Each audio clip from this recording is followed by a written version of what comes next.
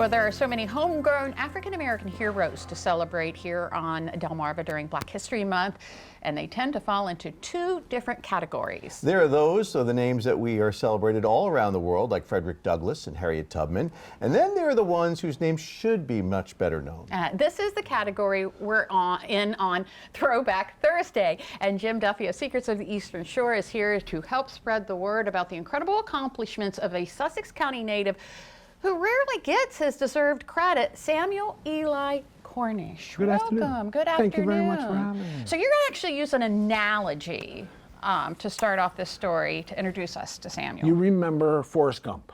Sure. Mm-hmm. All right. Samuel Eli Cornish was born in 1795.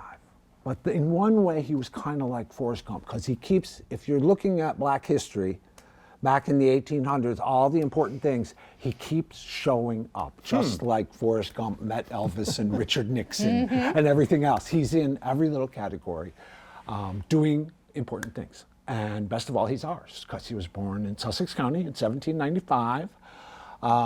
Nobody knows, as far as I can tell, nobody knows anything about his parents or their upbringing other than the fact that they were free, and they must have been the best parents in the world because they imbued him with this sense of education and empowerment, even against all the oppression of that time. They sent him up to Wilmington to go to school, a Quaker school up there, when he was 15 years old. And then he went to Philadelphia to another Quaker school, and he's not just learning how to read, he's learning logic and math and theology and Latin and Greek and all this stuff. A very erudite guy, not simple like Forrest Gump, right. Very erudite guy. He ends up with this sort of mentor relationship with a Presbyterian minister in Philadelphia, and then he ends up at the Princeton Theological Seminary. It goes on and on and on, his education. And he's becoming a Presbyterian minister, and they do like the Mormons, they send him on a mission, and they send him back home. Okay. So he comes to Delaware and the Eastern Shore for a year to minister to slaves in the 18 teens.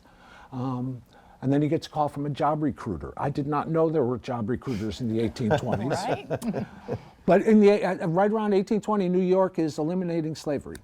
They're freeing all their slaves, and there's all these people who want to help the enslaved community, and they hear about this guy, and so they recruit him to come to New York. And he comes to New York, and this is where he starts to get involved in everything. So if you are looking at the history of religion, African Americans in religion in America, there he is as like one of the first Presbyterian ministers, started the first Presbyterian church in New York, first missionary mission to our area, all that.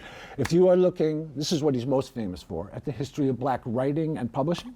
He started a newspaper called Freedman's Journal, which was the first Black-owned newspaper in the United States history. The first sentence of it was like, I'm paraphrasing, I'm forgetting the exact quote, but it was kind of like, it's about time one of us spoke for ourselves rather than having all these other people speak for us all the time, you know? And then if you're looking at the history of the Abolitionist movement, people like Frederick Douglass and William Lloyd Garrison and Sojourner Truth and all that, there he is, a founding member of the Anti-Slavery Society. If you're looking at the Underground Railroad, there was this group called the Committee on Vigilance that helped escape slavery. There he is, a founding board member of the Committee on Vigilance. If you're looking at African American history and education, he's on this group called the American Missionary Association, which started all these educational things in New York. But then after the Civil War, after Cornish died, they started 11 different of our historically Black colleges and universities. They started